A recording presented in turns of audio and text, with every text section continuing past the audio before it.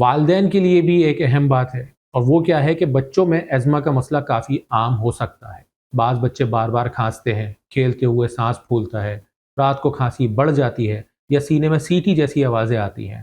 اکثر والدین ڈر جاتے ہیں کہ اگر بچے کو انہیلر دیا تو بچہ کمزور ہو جائے گا یا ساری زندگی اسی پر رہے گا۔ یہ خوف بالکل بھی درست نہیں۔ اگر بچے کو واقعی ایزما ہے اور ڈاکٹر نے اسے انہیلر تجویز کیا ہے تو بروقت علاج بچے کو بہتر سانس لینے، بہتر طریقے سے سونے کے لیے، بہتر طریقے سے کھیلنے کے لیے اور بار بار ہاسپٹل جانے سے بچانے میں مدد دیتا ہے۔ اصل خطرہ انہیلر نہیں، یاد رکھیں۔ اصل خطرہ علاج سے ڈر کر بیماری کو اگنور کرنا ہے۔